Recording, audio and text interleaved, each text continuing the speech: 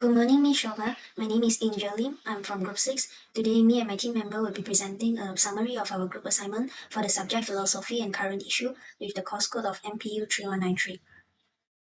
Our group consists of 10 members, including Tan Chi Xiang, Eve Liu, Racer Ang, Tan Yan Yi, Chong Yan Kai, Xuan Fu, me myself Angel, Tan Han Wei, and Tan Ying Tong, while leading by our leader Teo Yi Wei. Our agenda today will be covering the topics including metaphysics, which discuss about the first principle of things, ideology postmodernist relativism, which we will talk about the postmodernist view against philosophy, decolonization, as well as human concept, which we will discuss about the beliefs of different races and culture. The branch of philosophy known as metaphysics attempts to comprehend the fundamental nature of existence and reality. Ontology, also known as the study of being, investigates what is truly real. For example, from an Islamic perspective, existence is tightly linked to the concept of Allah as the necessary being, where Muslims believe that Allah created the universe on purpose to sustain and govern all things. However, from the viewpoint of science, chemistry, biology, and physics are used to enzyme existence. Besides that, investigations into the origin and evolution of the universe can be found in cosmology. For example, the Big Bang theory suggests the beginning of universe, and the Big Crunch theories propose that universe will collapse. However, Islamic belief about the end of the universe conflict with these scientific theories. Muslims believe in the Day of Judgment, which is announced by the sound of the trumpet. The first blast will extinguish all life, but the second will bring back everything. Hey Amy, I'm Eve, and now I will present about epistemology and time and place. Epistemology is the philosophical study of nature, origin, and limit of human knowledge. What people often perceive as nothings, such as empty space, is actually filled with quantum energy and motion particles. Therefore, there is always a fundamental something that challenges our perceptions of existence and non-existence. On the other hand, space is a fundamental part of existence. It continuously flowing and marking events and changes as the essence of reality. Meanwhile, space is filled with energy, particles, and the potential for interactions. Therefore, the intertwined natures of time and space ensure the existence of existence, making nothingness and impossibility in our reality. That's all for me. Good day everyone, my name is Tan Ying Tong, and today I'll be talking about 4 arguments about the anti-vaccine movement. This movement challenges the scientific consensus on vaccine safety and efficiency, often promoting misinformation. So I'll be talking 2 arguments first. The first argument is natural versus vaccine-included immunity. Anti-vaxxers claim natural immunity is superior. While natural immunity can offer protection, it's often risky and unpredictable. Vaccines, on the other hand, provide safe and reliable immunity, protecting individuals and the communities. For the second argument, vaccine side effects. Another common claim is that vaccines cause harm such as autism, which is false, because vaccines undergo rigorous testing and are proven safe. Misinformation and conspiracy theories spread by anti-vaxxers can lead to serious health consequences. It's crucial to rely on science and evidence-based medicines by promoting vaccinations. We can protect public health and safeguard towards our communities. That's all from me. Thank you. The third argument, government control and personal freedom. Anti-vaxxers frequently argue that vaccine mandates and public health policies which affect other people's freedom and government control. They also point out that compulsory vaccination laws represent an attack on individual rights and autonomy. This line of thought reflects both a distrust in government authority and disbelief that government interference is anything but bad for public health. The viewpoint holds that scientific prescription is no longer good prescription in itself, and it becomes a means to control instead of an aid for everyone's well-being. Anti-vaxxers frequently point to examples of governmental power during COVID-19 pandemic, such as house arrest and vaccination mandates, as proof that a country lacks any freedom. Although public health policies are designed to consider community welfare and mitigate disease spread, the anti-vaccination groups perceive this as a form of coercion, which is unjust. This viewpoint highlights a fundamental conflict between individual rights and collective health responsibilities, calling into question the objectivity of public health science in a democratic society. So moving on to the last argument, argument number 4, which is questioning the reliability of scientific data. Another point that often comes up among anti-vaxxers is the scientific data, as well as the effectiveness of vaccines themselves is not to be trusted, for it is constantly manipulated by authorities or misrepresented due to the lack of information. They often accuse the health authorities of cherry-picking or inflating data to support vaccination, suggesting such one-sidedness casts a shadow over both the reliability and objectivity of scientific research, in claiming that the information provided by reputable health organization is biased or even false. The anti-vaxxers see themselves as discerning thinkers who are unwilling to accept official stories without question. To them, this doubt has the effect of diminishing the standards of science as a tool for diagnosing and solving health problems.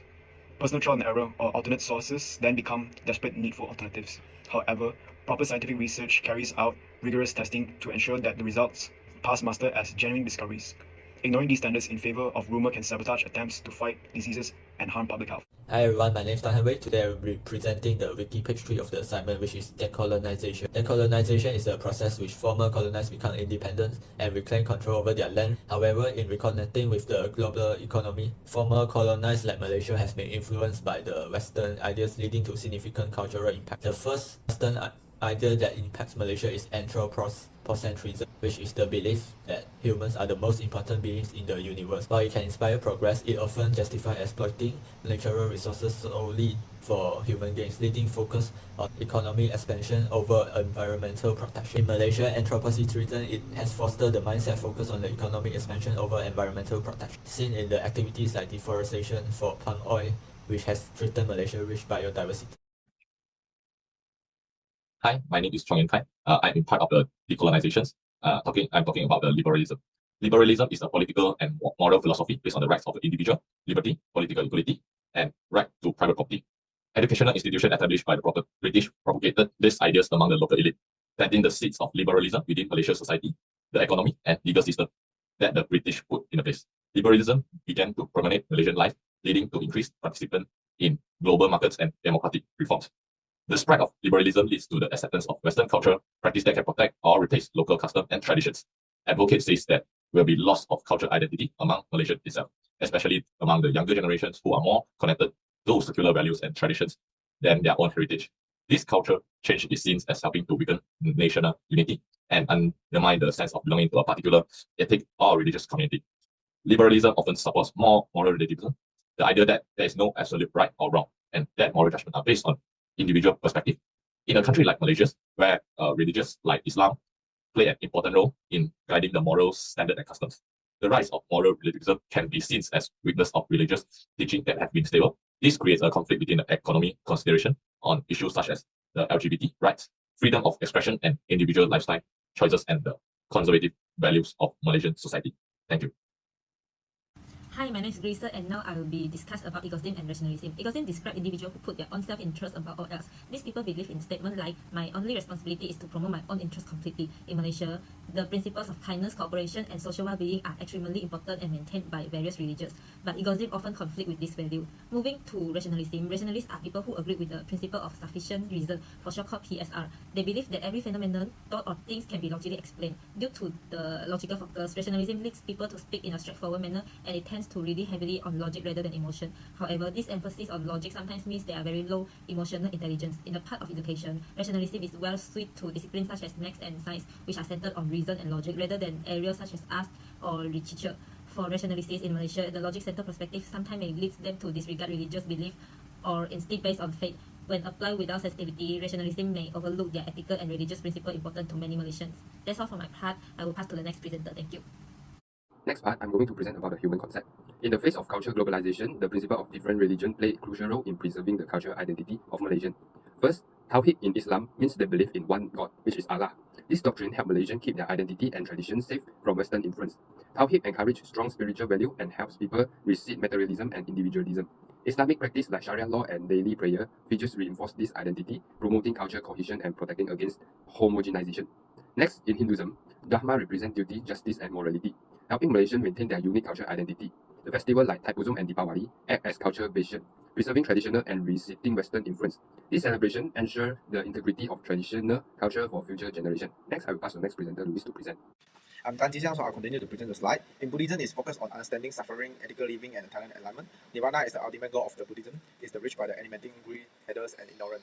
The doctrine like Four Noble Truths inspire Malaysia's self-reflection to critically examine the value of Western culture.